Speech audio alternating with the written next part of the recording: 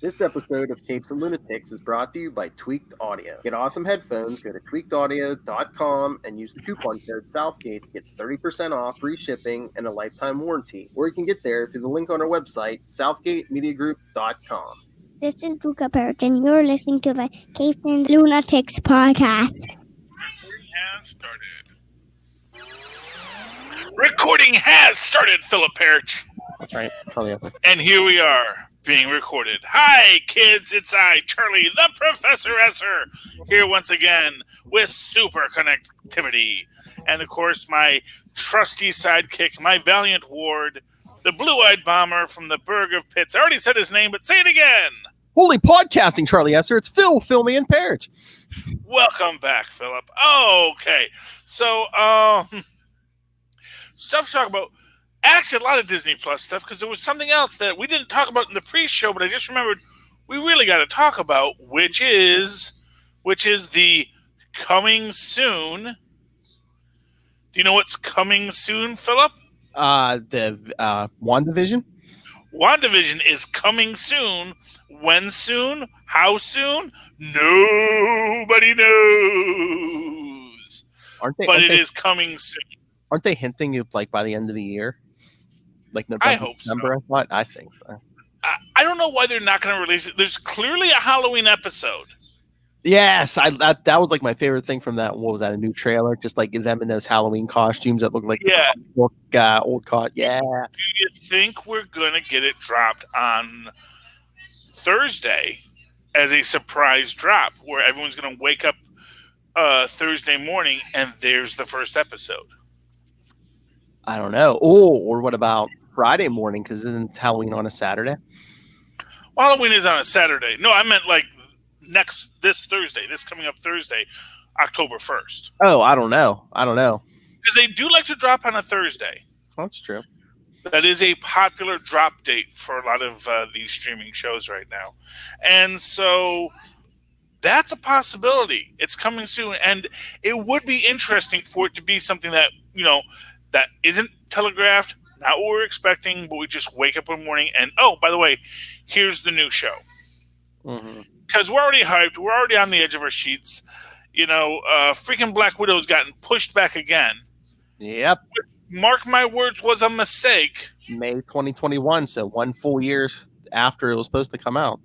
Which is just ridiculous. And as of today, restaurants are opening up to 75% in Connecticut.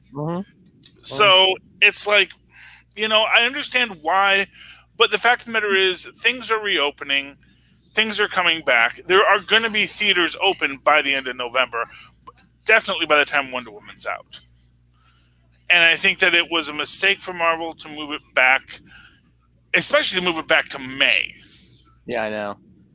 Just stepping on their own feet. I mean, it does make some sense if you consider the idea that maybe they don't have a lot of pipeline for 2021 yet. Because a lot of stuff had to suspend production. Yep. So it's entirely possible that they're also looking at it as like, well, what do we have to fill our slate? Because we had to stop production and everything else, and we have this stuff in the can, but we've had to be postponing it. So, I mean, do they have some kind of deal with the theaters? Because yeah, Wonder Woman's going to be big too. But come on, if there's one movie the theaters wanted this year, it was Black Widow. MCU, that's guaranteed. That's guaranteed profit. I mean, yeah. So, do they have some kind of deal where they don't want Black Widow until the theaters are like 100% capacity or something? I'm not sure. Obviously, I don't know because I don't own a theater and I don't work at Disney and I'm not in charge of that. So I really have no idea what their logic is on this. Because I swear they have to have a deal with the theaters, because I just heard today, I don't know if this number is true, but I heard Mulan, that whole $30 thing on Disney Plus. Yeah. They made what was it, like 260 million just in the US off of that? Okay. I had actually been hearing that it was underperforming. So okay. That like the numbers might not be what we think it is. So. Oh, maybe. I don't know. I wasn't rushing out to Mulan anyway. That's the thing. Oh, yeah, It's hard for me to judge whether or not Mulan is performing or not performing because I'm not the target audience. Mulan came out long after I was no longer in the Disney family. You know, I wasn't waiting for the next Disney musical at the time. And that was the generation after me. And I mean, let's face it. I mean, you kind of know what the story is because it's art. I mean, they've done it in animation. This is just live action. I mean, wow, but it's a different version of the story. Yeah, I'm just saying, Black Widow. You really don't. I mean, you know the character, but you really don't know the story. You know what you're going to get. Yeah, and it's a prequel, and there's going to be other things, and that I think is what intrigues me the most about it. Is I think we're going to get a lot of these backstory things, but it also suggests that there's really no reason for it not to be coming out.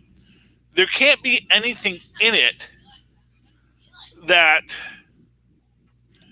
I mean, unless something's going to be like, oh, well, now we know the secret, and that secret gets revealed elsewhere, you know. But I don't know. I'm not sure. From the sounds of it, I think I don't think the one you would think would spoil it the most would be Falcon and Winter Soldier, and I'm pretty sure they said they're going to release that as soon as they're done. They were like 80% done. They just had to do a little bit more filming, and then they were. Yeah, but then again, that could also be one of those things with them where it is, they had to shut down. Yeah. So now the pipeline is broken. So that could be half the problem for Disney Plus too. And you know. And again, where's What If at? I thought they were working on that at home. It's all that's the weirdest part. Is like What If was like the first thing they announced, and it's the last thing we're getting. And I get the feeling that there is this, and you know what? Now that the more I think about it, the more it has to be pipeline. You know, because I think they kind of realized they had this great hit with Mandalorian, and then they didn't have an immediate good follow-up for it.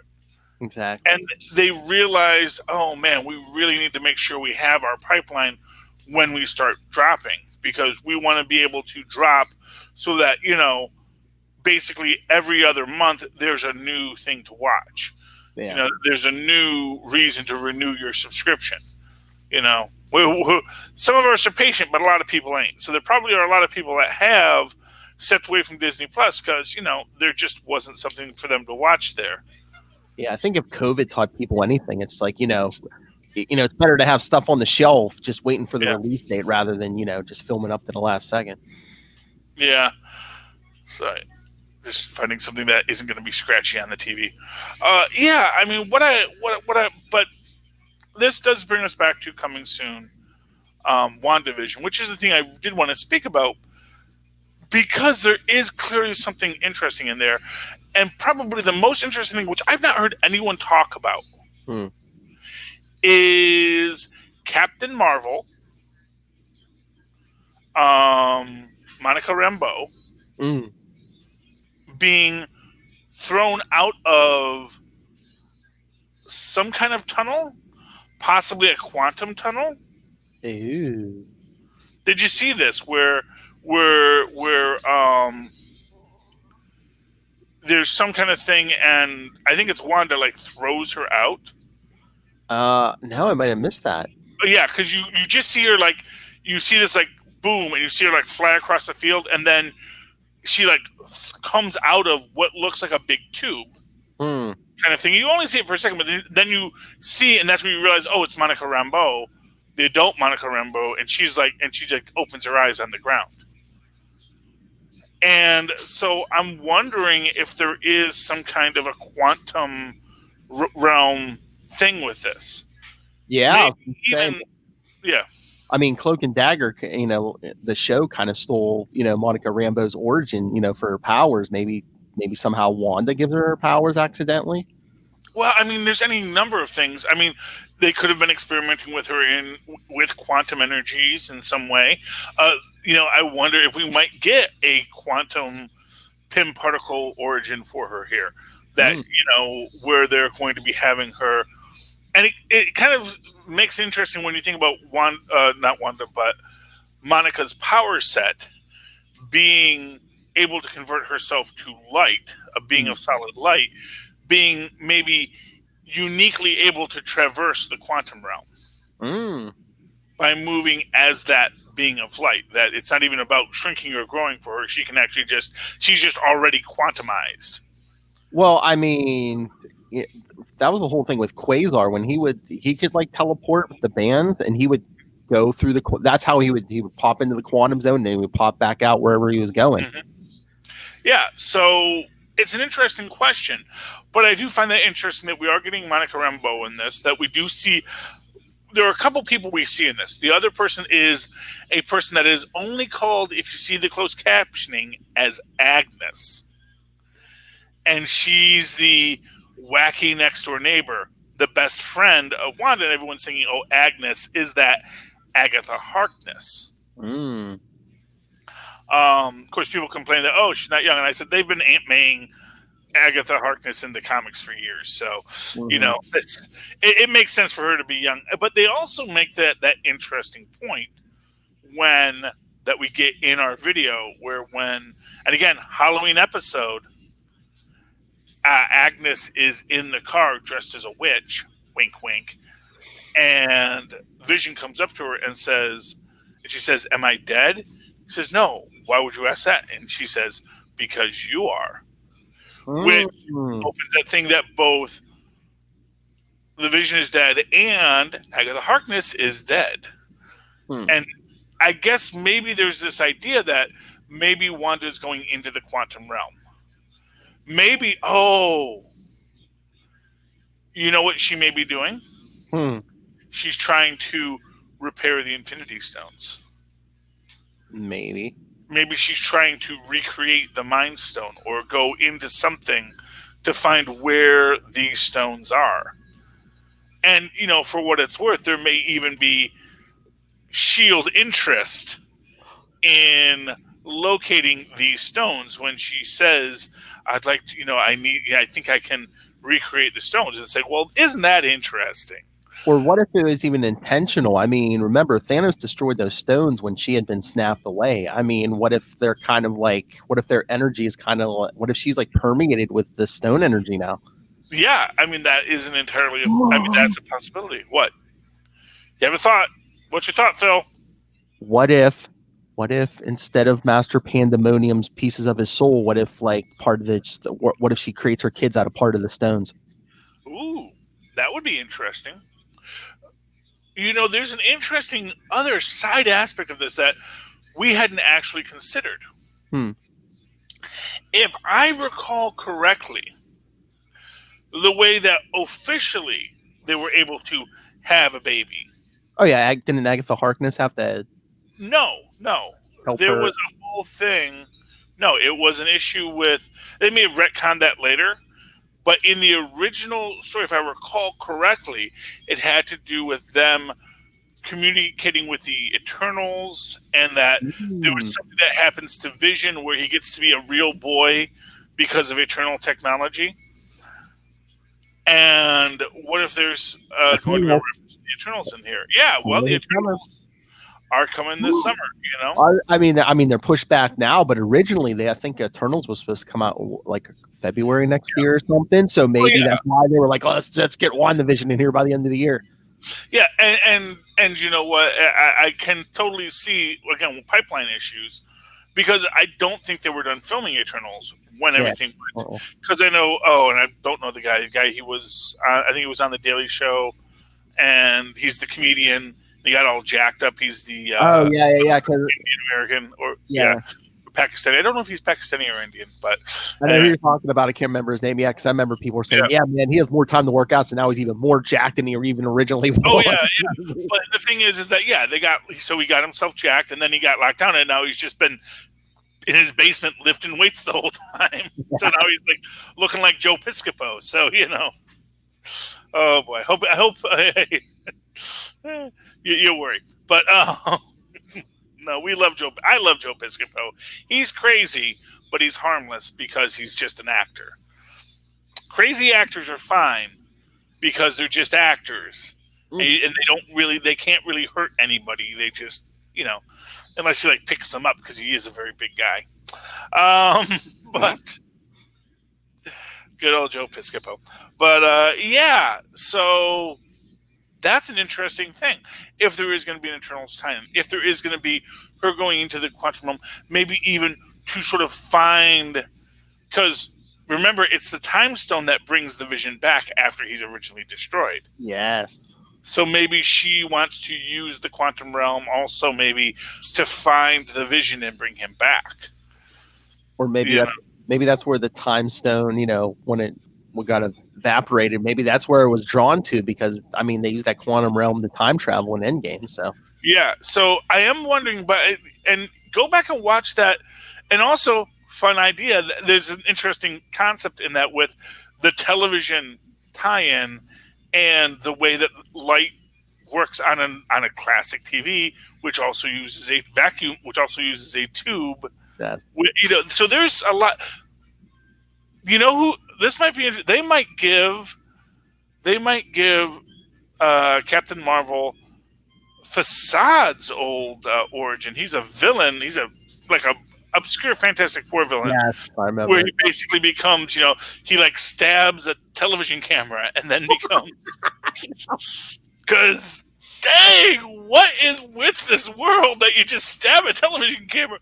And it's one of these things where it's like, okay, first off, that's weird. Second off, why aren't more people stabbing television cameras? That's like Electro. He was working on power lines when he got struck by lightning, and all of a sudden he's got electric powers. You got to think that there is just a lot of it goes into that latent mutant gene. Like no one wants to say they're a mutant, but it's like clearly you're something. It's. I mean, that's what DC was doing, like the late '80s, early '90s. I mean, when they came up with the metagene, they're like, yeah, if you're in like a traumatic enough, accident, if you have the metagene, there's a chance you might get superpowers. Yeah, which again, it's that weird thing where, like I say, the reason why there's no OSHA in the Marvel universe is because people are willing to risk it. They're like, yeah, it's like I probably die of cancer, but that 1% chance, superpowers, it's worth it. It's the lottery, Trust me, if people could get if the COVID gave you superpowers, people would not be wearing masks everywhere, No, they'd be like, yes, come on, superpowers. But that is that. So yeah, it's an interesting thing what they're doing with that. It's going to be also interesting to see, especially if S.H.I.E.L.D. is involved. Yes. How this is going to relate to the S.H.I.E.L.D. we just saw, where they also have quantum realm technology, because we saw that that's what Fitz developed. Mm-hmm. Again, before Ant-Man and the others did, because that does take place before Endgame. That the stories of the last season of Agents of S.H.I.E.L.D. takes place in the space between, it's 1 year after the snap. So it's in that space before, back when, what's his name is still in hiding. So it's all it's interesting, whatever they're going to be doing. So we're going to have to see. But in the meantime, we're also going to be getting a Nick Fury series. Yep. Coming to Disney Plus. Again, very interesting. And I wonder if, so there's a couple aspects to this. One is we do see Nick Fury at the end of, which one was that where he's on the spaceship? Spider-Man Far From Home. So that was at the end of Far From Home. Now, one question we have there, because that's Sword, is are we going to get something with Sword and S.H.I.E.L.D.? Are we going to see any of our Agents of S.H.I.E.L.D. coming back? Are we maybe going to see Mockingbird back? Because remember, before this, Nick Fury was under deep cover going after Hydra agents. Oh. That was the last we saw of him before the recent return. So it's going to be neat to see what Fury's story was because I wonder if it is going to be this is what Fury was doing between the last time we saw him and the next time we saw him. Maybe. Or is it going to be this is what Fury, Nick Fury, director of Sword? Is that what it's going to be? Is it going to be Nick Fury, director of Sword? We don't know yet. Unless we're going to get a secret invasion at some point. Cause I mean, supposedly it looked like they were working with Fury, but I mean, we did have Skrull running around as Nick Fury and Maria Hill. Yeah, and you also had him being kind of out of sorts in his little pseudo Tahiti. Mm-hmm. So there is that question: are they, are the Skrulls friend or foe? Because as has been said, the Skrulls, they're ostensibly good guys, but are they? are they really going to be good guys? Because they were a warrior race just like everyone else. And I don't think we're going to get the Kree Skrull Unity Squad that we seem to be seeing in the comic books right now. So it just really opens up, what are they going to be? So, yeah, the new Nick Fury season is interesting, especially with the ending of Agents of S.H.I.E.L.D.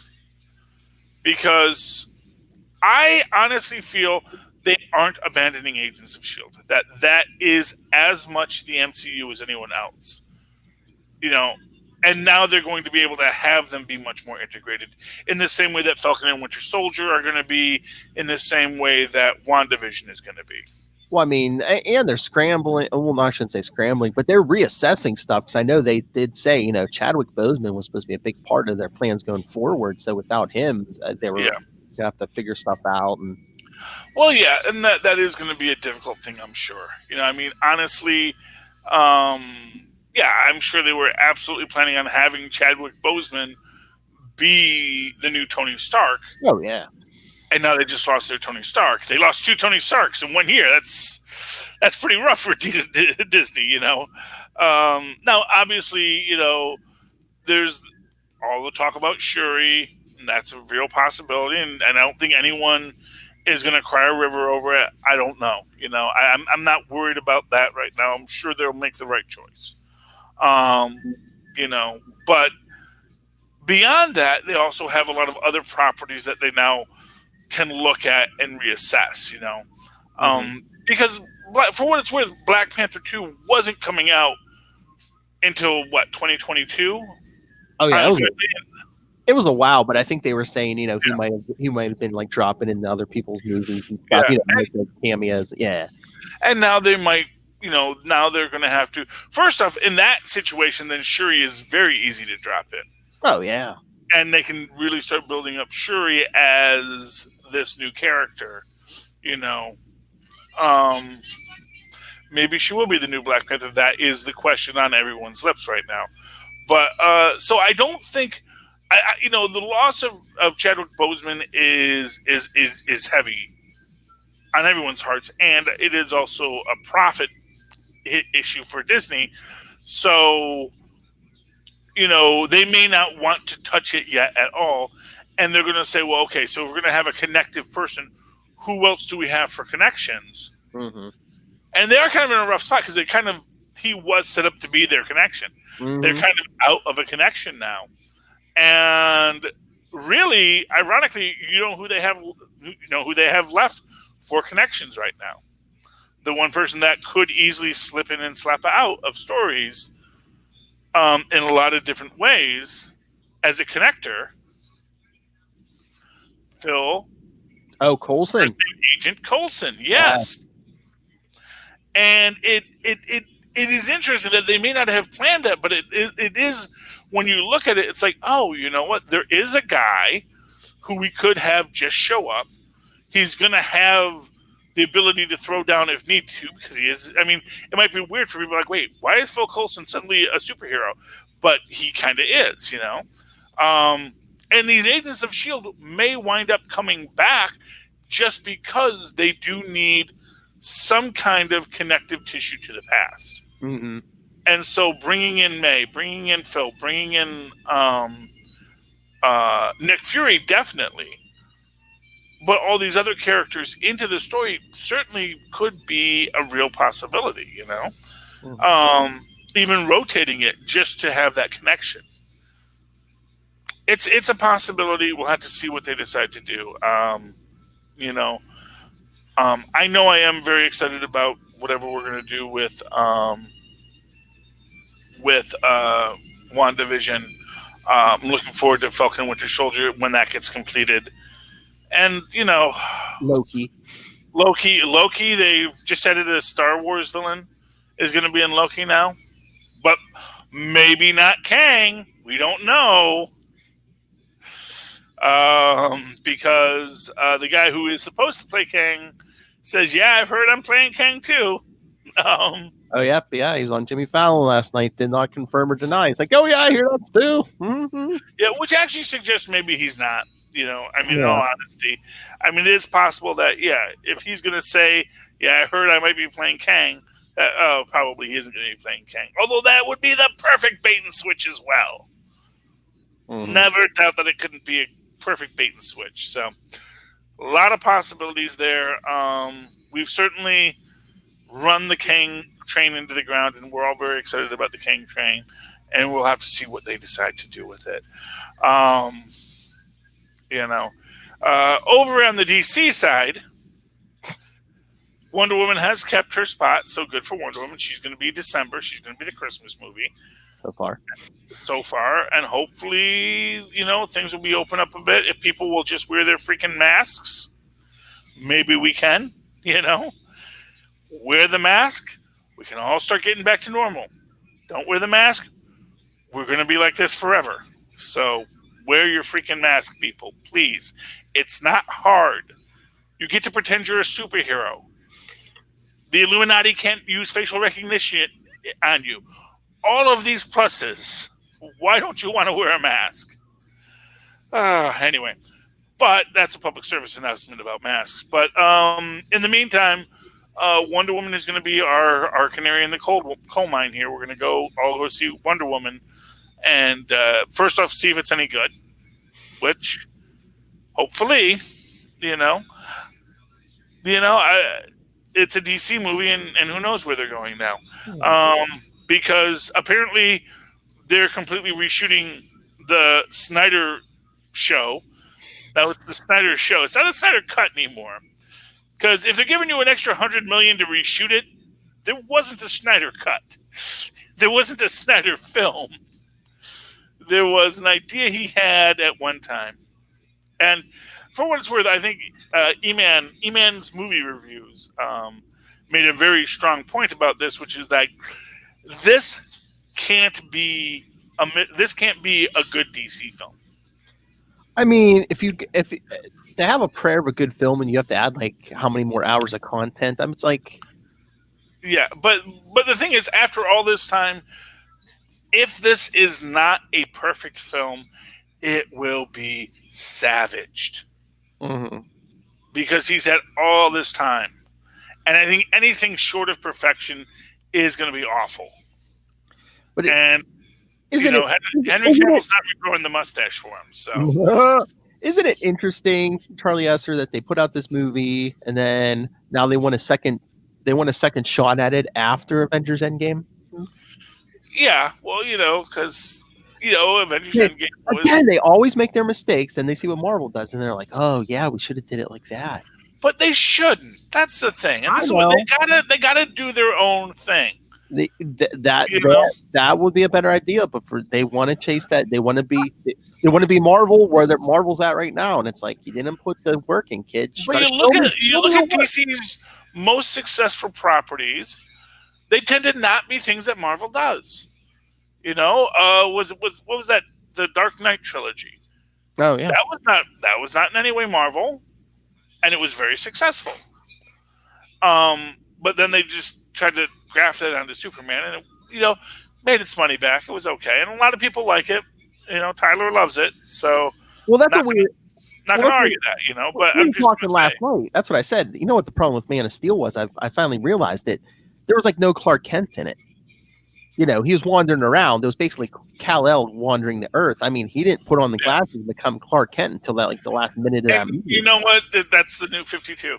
Yeah, that's new 52 Superman, and I think it's sort of like when they kind of had, for what it's worth, it's when they had what's his name, Nick Cage as Superman with a mullet, and it was now perfect. Yeah, at the moment, Superman has a mullet, but maybe we should be thinking, wait, do we want it to look like Superman now? Or should we consider that Superman is, after decades of being one way, now has a mullet? Should we steer into the mullet? And I think maybe what it is like, I think kind of DC's problem is steering into whatever their flavor is right at the moment that the movie's coming out. And that maybe isn't their best choice, Maybe you should, first off, not have the movies ape the comic books. which I think is actually, this is the thing. I think what Marvel has done well is the movies and the comics are two completely different things. They rhyme, but they don't follow what the comics do. Mm-hmm. You know, they can use they use basically they use titles and inspiration from the comics, but they're going to mix it up. You know, they take a lot of ideas, they put it in the blender, they hit prepare, and they Ferrignoize it, and they make something really good. And like I was saying about the whole Clark Kent Superman thing, it's like all the Marvel characters. I mean, even their most powerful characters, Thor is more human in those movies than any. Do you care about any of the DC characters? Do you like? Well, I don't like DC. I don't like DC, but from like a cinematics viewpoint, can you relate to any of those characters? Do you care about any of those characters on like a human? It's like, yeah, I mean, I told you, Marvel writes the stories. They give you these human characters, these human moments. Throw in some laughs. I mean, if they write good stories, DC's basically just like, look at these nice shiny things we have. Look at the explosion.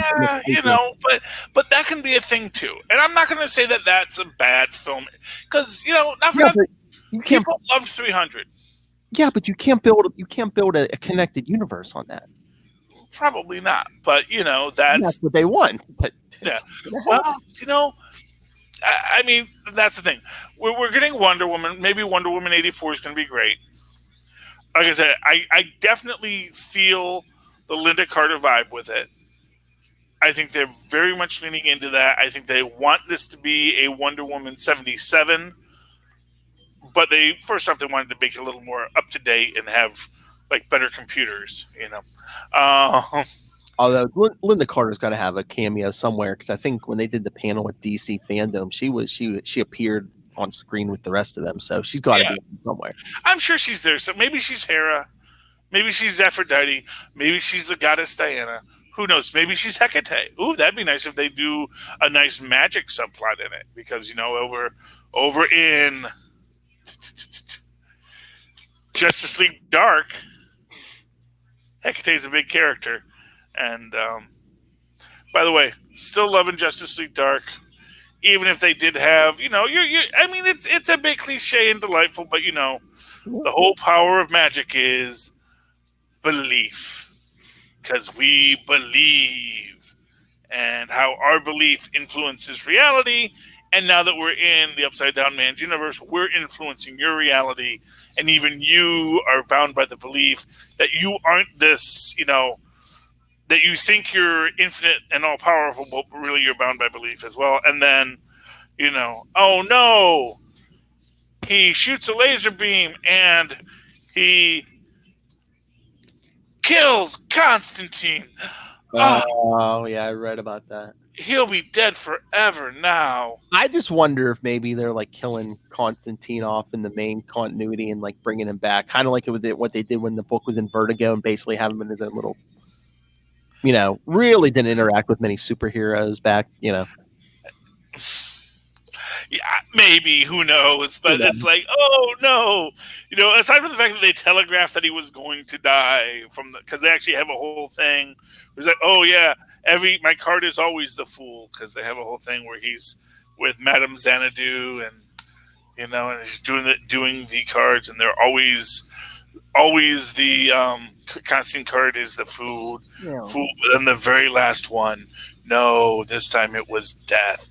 Bum bum bum. I mean, one of comics, two, it's magic. I mean, come on. Yes, and also the death card does not mean literal death.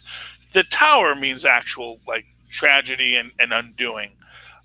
Death actually just means transformation, which is probably what this death is too. So again, not dead forever, but now Constantine's going to transform. Ooh. Transformers.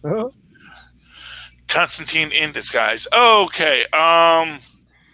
Yeah, but yeah, so that's that. That's what DC's doing. Do you want to talk some comics? Yes.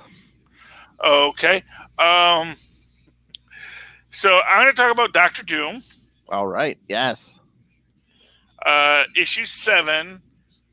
And man, the jumping around and the length between basically, I had no idea where I was when I was coming in this. Just know that Dr. Doom was in exile. He's coming back.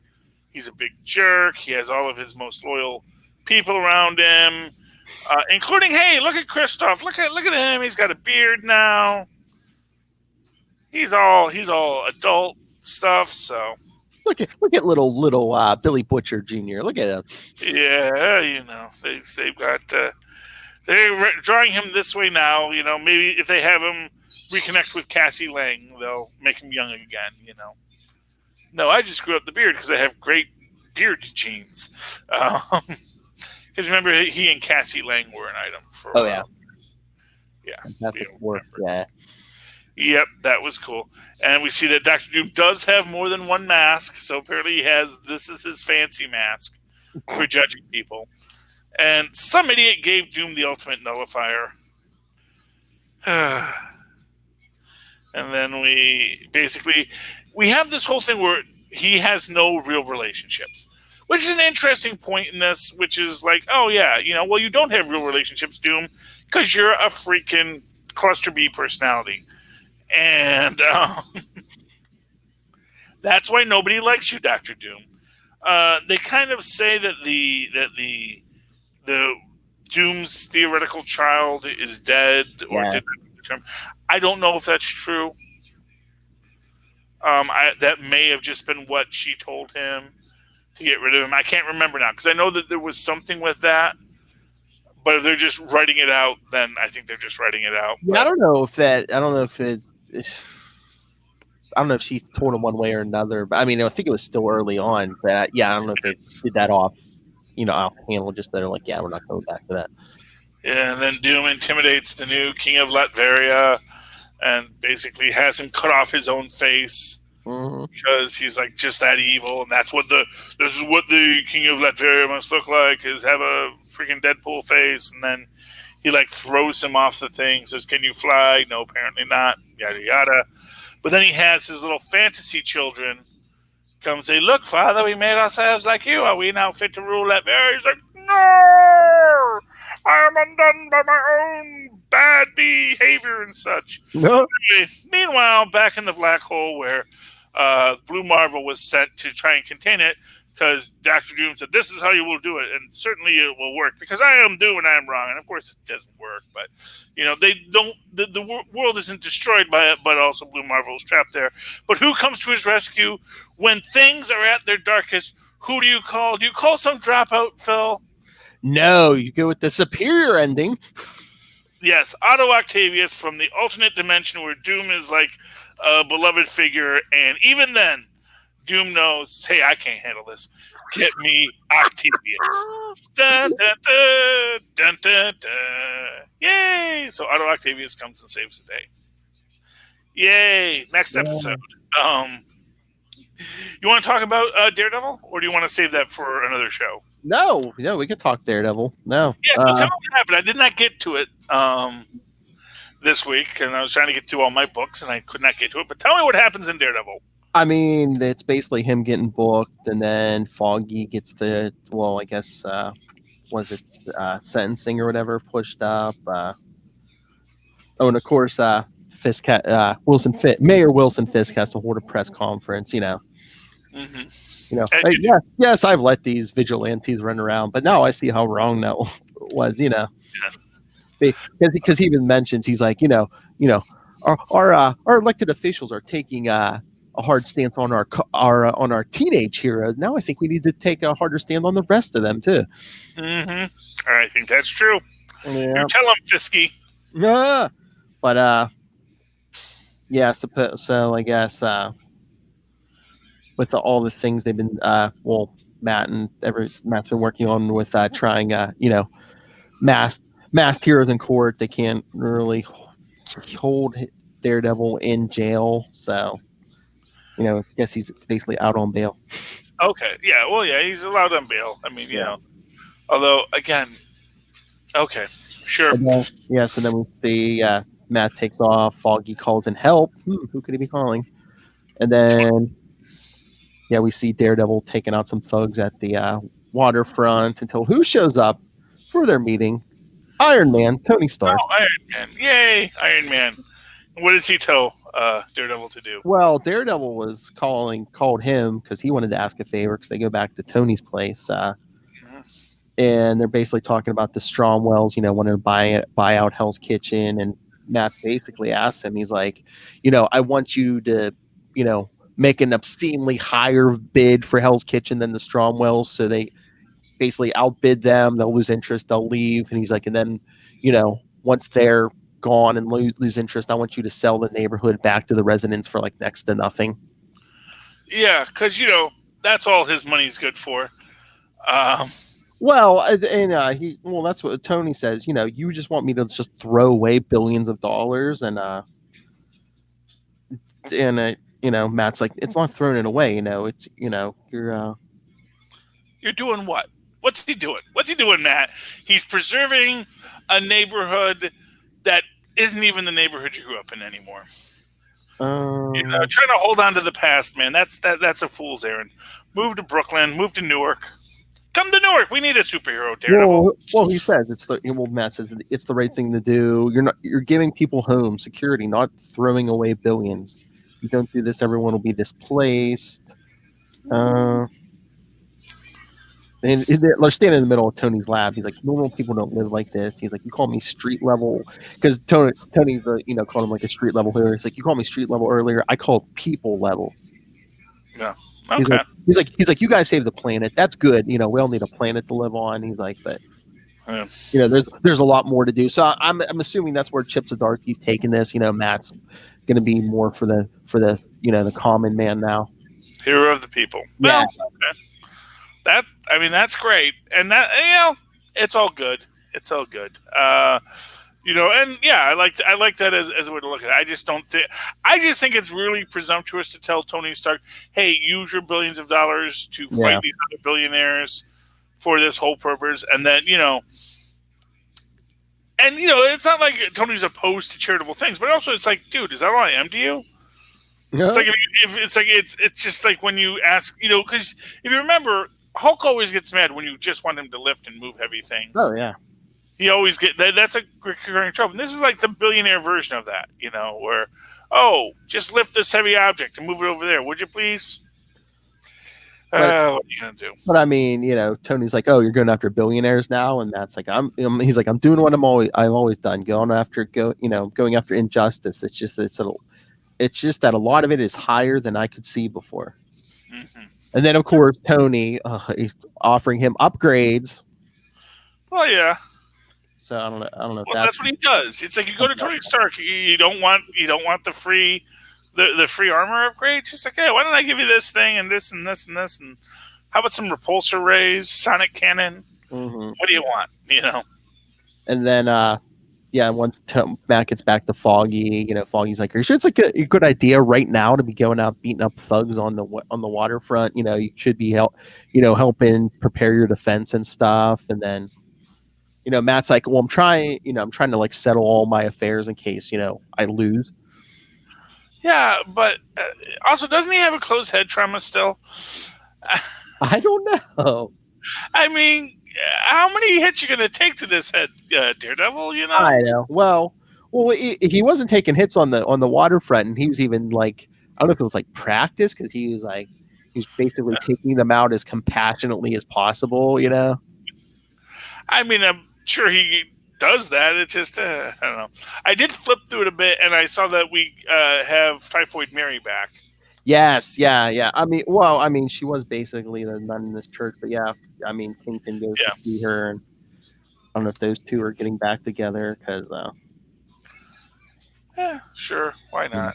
Oh, but then at the end they show, the help Foggy was calling in, the legal help, Matt's ex-girlfriend, Kirsten McDuffie. Oh, hi, Kirsten. And then I guess next issue, Spider-Man's back. Oh, good for Spider-Man. He's always popular.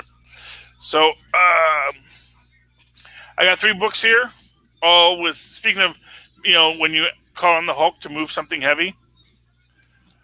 What do you want to talk about? You want to talk about Immortal Juggernaut, Maestro, or Immortal She-Hulk?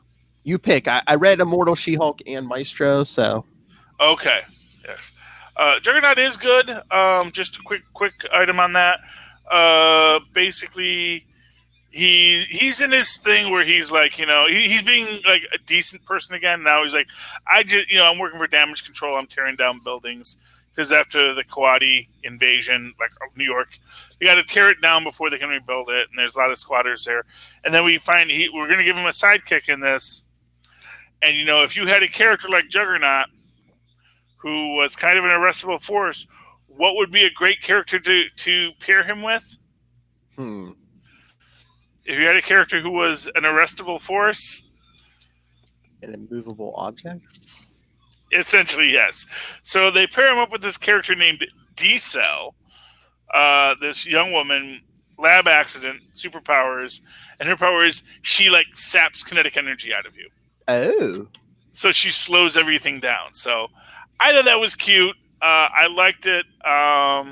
There's a whole thing here with where he's stuck in limbo for a while, and he's like, "Oh, I hate limbo." So 6 months before this, because I guess magic had ripped out the crimson gem of Cytrak and banished him to limbo, and he's like, "Yeah." So I had to go get back and get my gem back and all that. I mean, that's basically what everyone does to him because you really can't overpower him. Most people do basically either send them away or trap him in something. Yeah.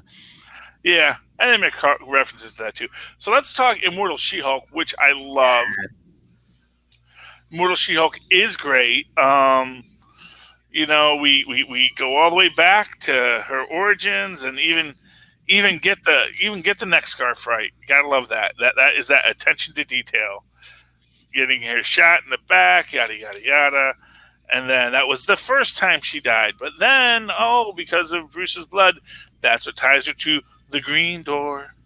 Yep. And she comes back and she meets Brian Banner. And we go over all the times she has died. That first time, then Thanos, and this is neat, she's fighting with this character named Tantrum, who is not a character just made up for this one time. But yeah. And there's a neat little exchange with, Wolverine, where he's like, "Oh, you're just jealous because we have Krakoa." And it's like, no one's jealous of you plant X-Men on Krakoa. Okay? And it really is. It's like, you're just mad because you can't have it. It's like, what are you talking about? It's like, no one's even saying that, Wolverine. I think you're a little paranoid. And I think he is. But basically, you have her talking about immortality because she realizes she can't die, that she is an immortal She-Hulk now. And they have her talking to, here's where she meets Brian Banner. And then the last time she dies is when she meets good old Sam Stern, yes. But of course, before that, we have this whole thing with Thor and her, and she's in her Hulk form, and just about how I can still think clearly, but it's the words I can't make. But it's easier for me to talk like this because it's harder for Jen to talk like this. And I guess so. Galactus is dead again for this week. Well, yeah, Thor killed him in the middle of that Thor 6. Yeah. Yeah, that'll take about as well as Constantine's death. Mm-hmm. Yes, and then we got evil Sam Stern saying, "I control the door and I can make the door stop. Ha I'll make it red and then you can't go through anymore because I'm cool like that. And don't die again, Jen." Which we know that's going to end poorly for poor Sam. Oh yeah. Because someone's going to go down there. This guy. And he does not like to have people say, "You can't come through this door." The Maestro, yes. Yeah, this is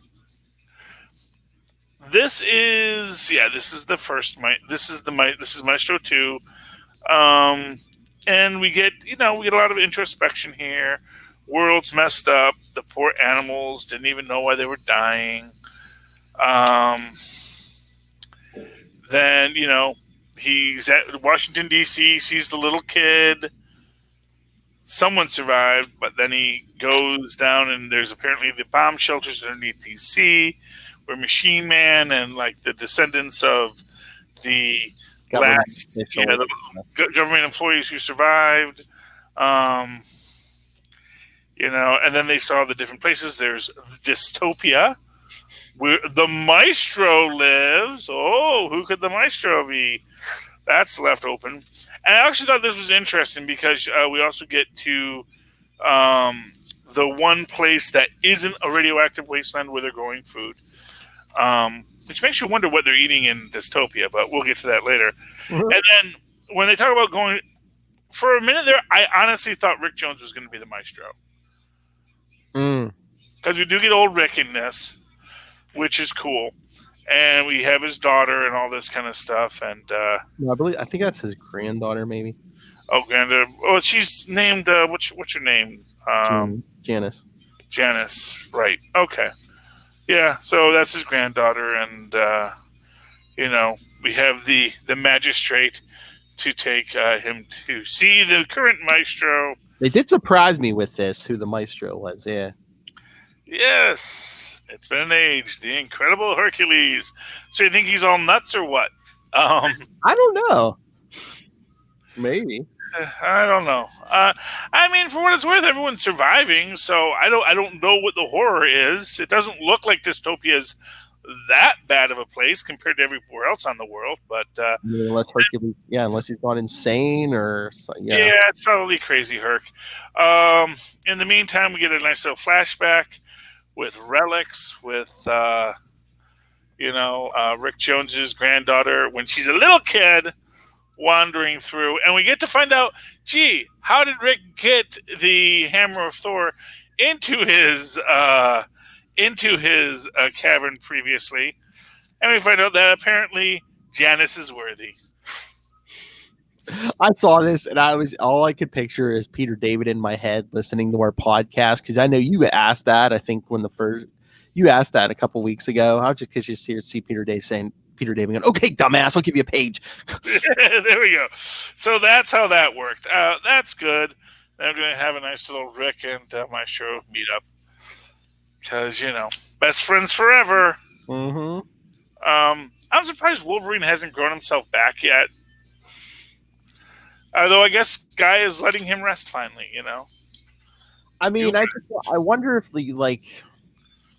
if you destroy all the organic matter off that skeleton, if he can't grow back.